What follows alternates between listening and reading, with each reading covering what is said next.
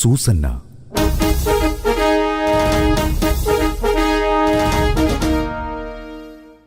സമ്പന്നനും നീതിനിഷ്ഠനുമായ യോവാക്കീം എന്നൊരു യുവാവ് ബാബിലോണിലുണ്ടായിരുന്നു.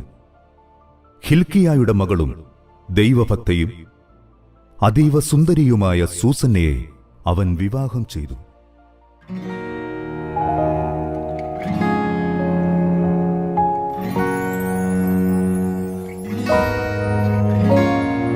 ഏദൻ തോട്ടം നട്ടോനേ, നീയാണെൻ യുവമണവാളൻ.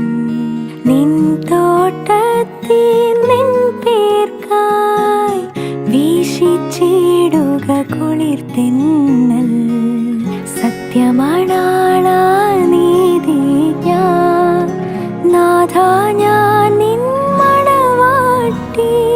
നീയാണെൻ തണലും താങ്ങും, ചെയ്യണമെന്നോട് കാരുണ്യം.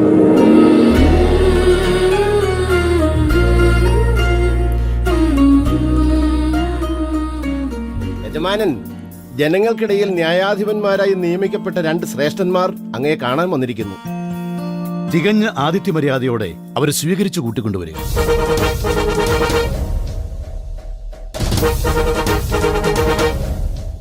ന്യായാധിപ ശ്രേഷ്ഠന്മാർക്ക് എന്റെ വീട്ടിലേക്ക് സ്വാഗതം. ഞങ്ങൾ ജനത്തിന്റെ ഇടയിൽ നീതി നടപ്പാക്കാൻ വേണ്ടി രാജാവിനാലും പുരോഹിതന്മാരാലും നിയമിക്കപ്പെട്ട ന്യായാധിപന്മാർ. ഇരിക്കണം മഹാത്മാർ. സൂസന്ന, കുടിക്കാൻ വീഞ്ഞു പകരുക. ഇവിടെ വേണ്ടതിൽ കവിഞ്ഞ സൗകര്യങ്ങളൊക്കെ ഉണ്ട്. അതെ. ചങ്ങാതി, സത്യം പറഞ്ഞ വ്യവഹാരത്തിനുള്ള ഒരു സ്ഥലമായി ഇവിടം തിരഞ്ഞെടുത്തത് സൂസന്നെ കാണാനുള്ള പൂതി കൊണ്ടാ. ബാബിലോണിൽ ഇസ്രായേൽ മക്കൾ അടിമകളാണ്. അവരുടെ സ്ത്രീകൾ നമുക്ക് വിധേയപ്പെട്ട് ജീവിക്കേണ്ടവരാണ്. നമ്മൾ ബാബിലോണിലെ ന്യായാധിപന്മാരാ, പൊതുസമൂഹം ആദരിക്കുന്നവർ. പിന്നെ എങ്ങനെ ഈ ആഗ്രഹ സാഫല്യം? ഉച്ചയ്ക്ക് എല്ലാവരും പിരിഞ്ഞു പോയതിനു ശേഷം സൂസന്ന യോവാക്കീമിന്റെ വിശാലമായ ഉദ്യാനത്തിൽ ഉലാത്താൻ പോവാറുണ്ട്. ആരും അറിയാതെ ഈ ഉദ്യാനത്തിൽ ഒളിച്ചിരുന്നാൽ അവളുടെ സൗന്ദര്യം നമുക്ക് ആസ്വദിക്കാം. എന്തു പറയുന്നു?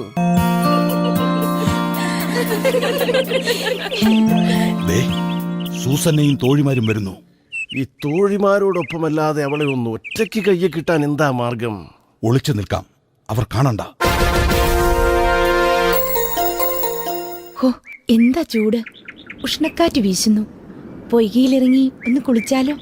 ഇത്ര നേരത്തെയോ? ചൂടിൽ നിന്നും രക്ഷപ്പെടാം. നമ്മുടെ ഈ ഉദ്യാനത്തിലെ ശുദ്ധജല തടാകം മനസ്സിനും ശരീരത്തിനും ഒരുപോലെ കുളിർമ തരുന്ന സ്നാനഘട്ടമാണ്. നിങ്ങൾ പോയി നമുക്ക് കുളിക്കാൻ വേണ്ട എണ്ണയും ലേപനങ്ങളും മറ്റും എടുത്തുകൊണ്ട് വരിക. ശരി സൂസന്ന. ആദ്യം ഉദ്യാനത്തിന്റെ മുൻവാതിൽ അടയ്ക്കുക. എന്നിട്ട് നിങ്ങൾ പിൻവാതിൽ വഴി പോയാൽ മതി. അയ്യോ, നിങ്ങൾ എന്താ ഇവിടെ? എങ്ങനെ ഈ ഉദ്യാനത്തിനകത്ത് കടന്നു? സുസന്ന, നിന്റെ വീട്ടിൽ വ്യവഹാരത്തിലുള്ള വേദി ഒരുക്കിയതും ഞങ്ങളിവിടെ വന്നതുമൊക്കെ നിന്നെ കാണാൻ വേണ്ടിയാ. നീ ഉദ്യാനത്തിന്റെ മുൻവാതിൽ അടപ്പിച്ചു, ഞങ്ങൾ പിൻവാതിൽ അടച്ചു. ഈ ഉദ്യാനത്തിൽ നമ്മൾ 3 പേർ മാത്രമേ ഉള്ളൂ. തൊട്ടുപോകരുതെന്നെ, ദുഷ്ടന്മാരെ! നിങ്ങളൊരു ജെറുസലേം പുത്രിയുടെ മാനത്തിന് വില പറയുന്നോ? കടന്നു പോവുക. നിന്നെ രക്ഷിക്കാനും ശിക്ഷിക്കാനും അധികാരമുള്ളവരാണ് ഞങ്ങൾ. പൊതുസമൂഹം ഞങ്ങൾ പറയുന്നതേ വിശ്വസിക്കൂ. അനുസരണയോടെ ഞങ്ങൾക്ക് വിധേയപ്പെടുക. ഇല്ല, മരിക്കേണ്ടി വന്നാലും സൂസന്നയുടെ ശരീരത്തെ സ്പർശിക്കാൻ അനുവദിക്കില്ല. പിടിക്കണവനെ! ആരവിടെ? ഓടി വരിക! സൂസന്ന ജാരനോടൊപ്പം ഉദ്യാനത്തിൽ, സൂസന്ന ഒരു ചെറുപ്പക്കാരനോടൊപ്പം ഉദ്യാനത്തിൽ. ഇവിടെ ഇങ്ങനെ ഒരു വ്യവഹാരം വേണ്ടിവരുമെന്ന് ഒരിക്കലും പ്രതീക്ഷിച്ചതല്ല. ഹിൽക്കിയായുടെ മകളും യോവാക്കീമിന്റെ ഭാര്യയുമായ സൂസന്നയെ കൊണ്ടുവരുവിൻ.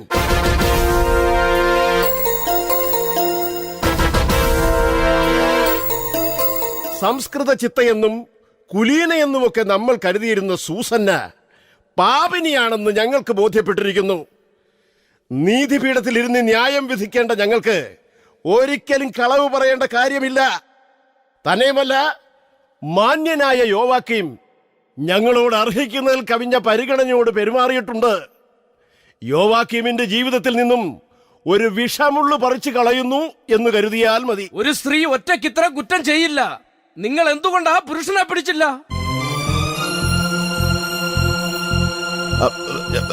ഞങ്ങൾ കടന്നു പിടിക്കാൻ ശ്രമിച്ചു.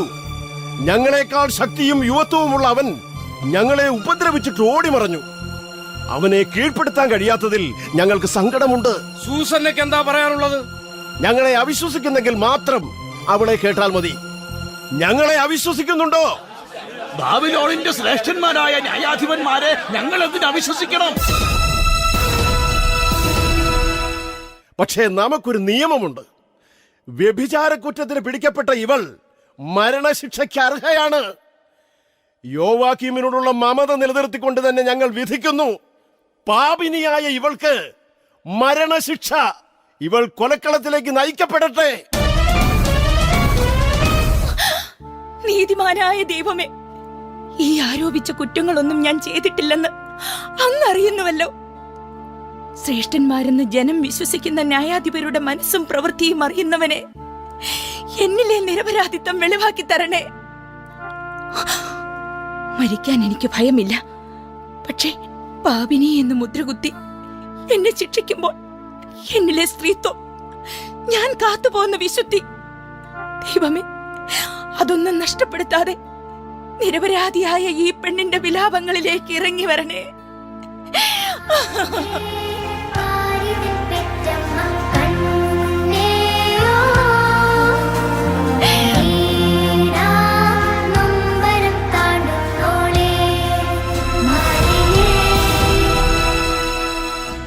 നിൽക്കുക. നിരപരാധിയായ ഇവളെ നിങ്ങൾ എവിടേക്ക് കൊണ്ടുപോകുന്നു? ദൈവത്തിന്റെ പ്രവാചക ശബ്ദം പേർന്ന ദാനിയേലാണ് ചോദിക്കുന്നത്. നിങ്ങൾ ഇത്രയ്ക്ക് ഭോഷന്മാരാണോ? വസ്തുതകൾ ഗ്രഹിക്കാതെ യഥാർത്ഥ വിചാരണ നടത്താതെ ഒരു ഇസ്രായേൽ യുവതിയെ വധിക്കാൻ കൊണ്ടുപോകുന്നു. വിചാരണ സ്ഥലത്തേക്ക് മടങ്ങുക. എനിക്ക് ഈ ന്യായാധിപ സംഘത്തെ വിചാരണ ചെയ്യേണ്ടതുണ്ട്. ബാബിലോണിൽ നീതിയും നിയമവും സംരക്ഷിക്കേണ്ട ന്യായാധിപന്മാരാണ് ഞങ്ങൾ. ഞങ്ങൾക്ക് ബോധ്യമുള്ള ഒരു പാപിനിയെ മരണശിക്ഷയ്ക്ക് വിധിച്ചു. നിനക്കെന്താണ് സംശയം? ചോദിക്കുക. ഇവരിൽ ഒരാളിനെ ഒരു കല്ലേറ് ദൂരം മാറ്റി നിർത്തുക.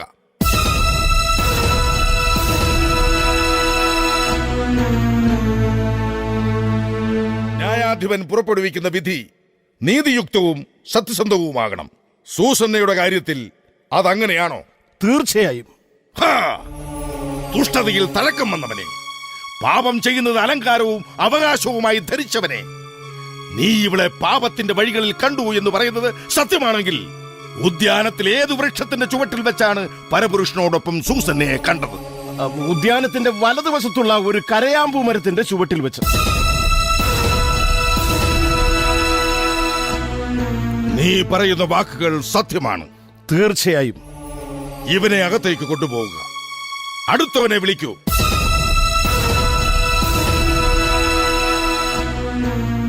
സൂസന്നയിൽ കുറ്റം ആരോപിക്കുന്നതിലും അവളെ ശിക്ഷിക്കുന്നതിലും നിങ്ങൾക്ക് തെറ്റുപറ്റിയിട്ടില്ല.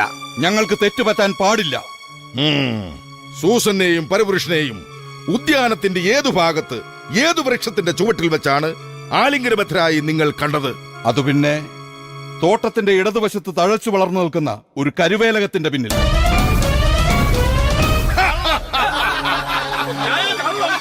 അധികാരം ഉപയോഗിച്ച് ഇസ്രായേലിന്റെ പെൺകുട്ടികളെ ഇവറ്റകൾ കീഴ്പ്പെടുത്തി അടിമകളെ പോലെ ഉപയോഗിച്ചിട്ടുണ്ട്. നീതിപീഠത്തിൽ ഇരുന്ന് ജനങ്ങൾക്ക് ന്യായം വിധിക്കേണ്ടവർ സൗന്ദര്യമുള്ള പെണ്ണിന്റെ മുന്നിൽ നിലമറന്ന വിഡ്ഢികൾ, നിങ്ങളുടെ ഇംഗിതത്തിന് വഴങ്ങാത്തവളെ കുറ്റമാരോപിച്ച് കൊല്ലുന്ന തന്ത്രശാലികൾ. ഒരു നിരപരാധിനിയുടെ പ്രാർത്ഥന ദൈവം കേട്ടു. സൂസന്നയുടെ പ്രശ്നത്തിൽ ഇടപെടണമെന്ന് ദൈവം ദർശനത്തിലൂടെ അരുളി ചെയ്തു. ഞാൻ ഇടപെട്ടു. നീതിപീഠത്തിന് മുന്നിൽ പോലും പെണ്ണ് സുരക്ഷിതയല്ല. ഈ കിരാതന്മാർക്ക് വഴങ്ങാത്ത പതിവ്രതയായ സൂസന്നയെ നമ്മൾ മോചിപ്പിക്കുന്നു. ദൈവം